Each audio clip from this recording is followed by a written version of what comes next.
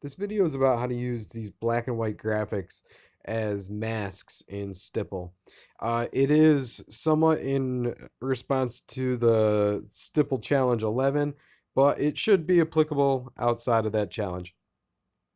So you can see this image is made of black and white dots, um, and it's on a gray background. And I'm going to show you why this graphic works in a cool way in as a mask in Stipple. So I'm going to go ahead and launch Stipple.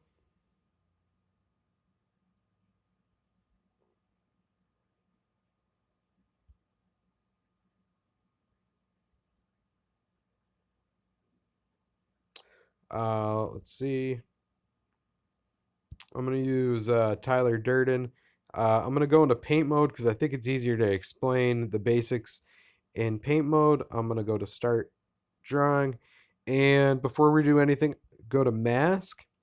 And I made these images available. It depends on what time, like when you're watching this video, whether it's when I made it or in the future. So I'm not going to reference where I made these available, but hopefully there's a link somewhere available to you if you're watching this. Um, let's see. I'm going to use this one first, and this one doesn't consist of the dots like I just shown you.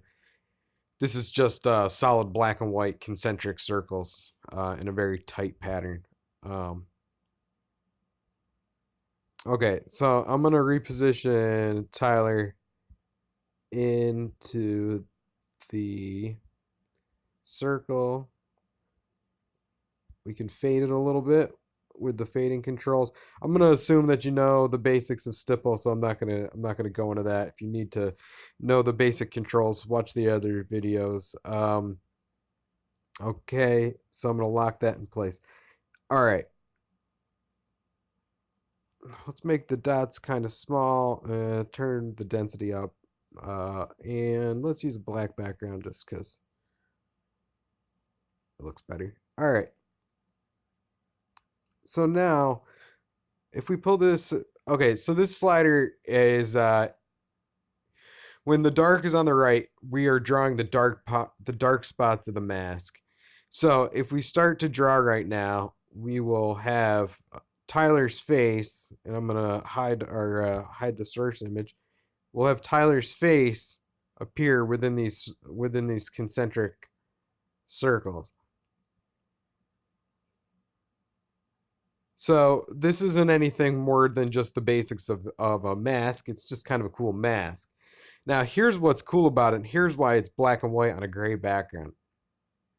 When you have this slider to the right, the gray isn't getting drawn in the image, nor is the white, but only the black parts of the image. So since this is just hard black white on a gray background, it's only drawing, or it's only using the mask, it's only using the portions of the mask that are basically black.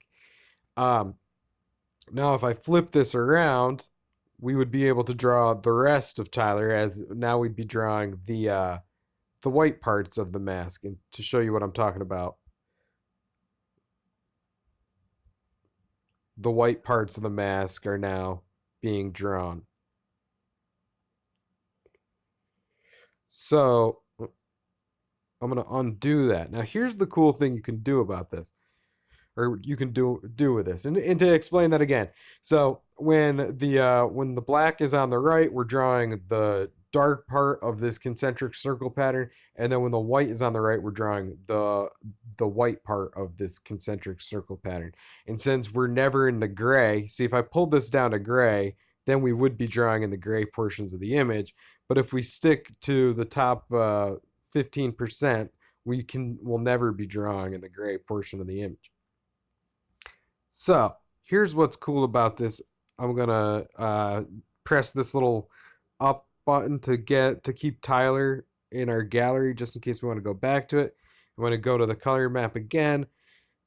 Go to downloads. I got a skull ready for us. So now what I'm gonna do is I'm gonna get this skull.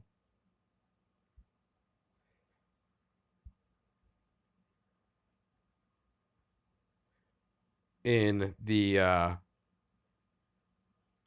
other part of the mask. So now we can put two images on top of each other and they're never actually touching each other. So say we're talking about a traditional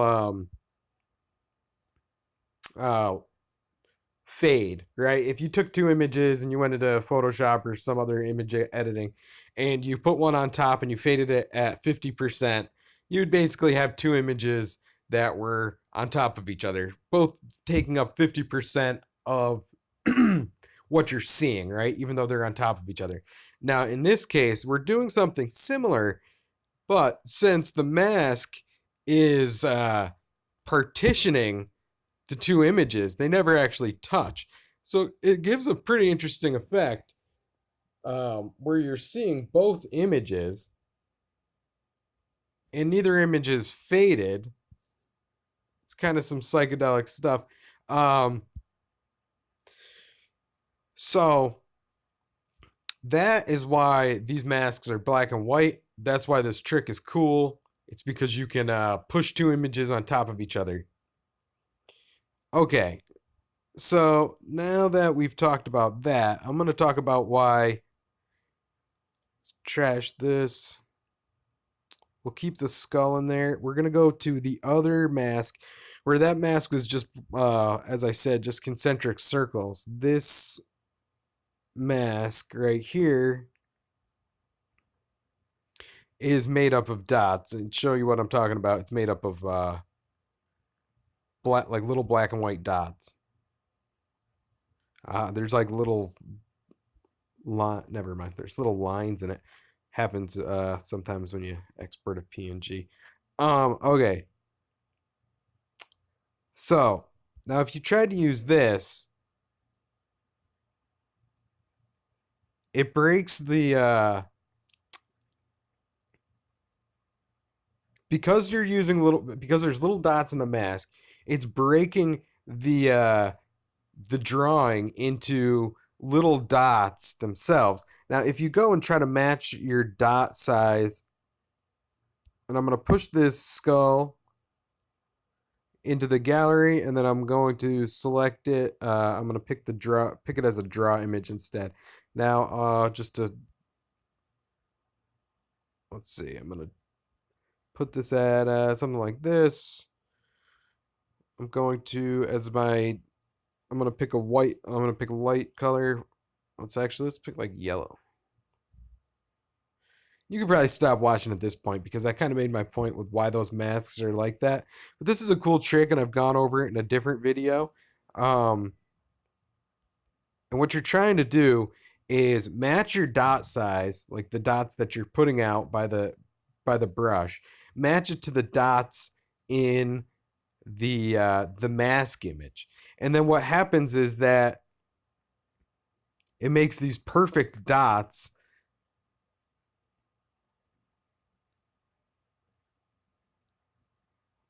And it's not just a bunch of little dots filling up a bigger dot hole. It's one dot per hole in the mask.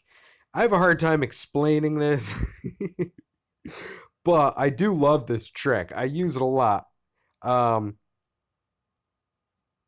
Now let's fill in. Let's do the rest, and let's get Tyler in there, and we will pick a different color. Let's pick. I don't know if this is really going to work out because these dots aren't always. You can't always get all the detail. That's almost the point. Is that whoops? Again, we want to flip our mask around. So now we're drawing in the other portion of the mask, and let's see if we can get Tyler in there. You can hardly even see him. Might not have been the best image to use.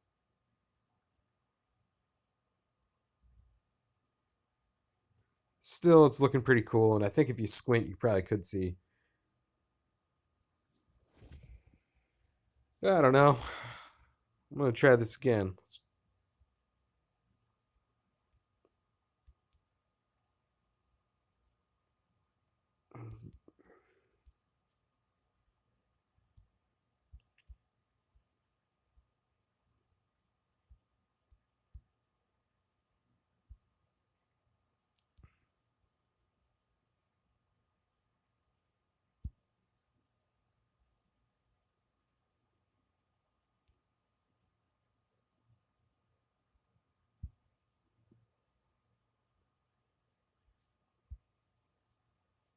And what I was, why I'm just going back and forth is just because I'm trying to find a good match between the dots in the mask and the dots in the dots that we're drawing with. And let me try one more thing, and then I'm just gonna give up hope. Is put on auto threshold because that always does good stuff.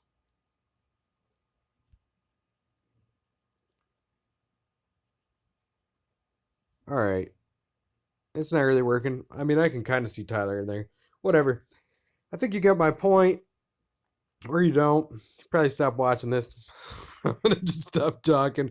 Well, thanks for watching. Thanks for using Stipple. Let's see what you can do with these tricks.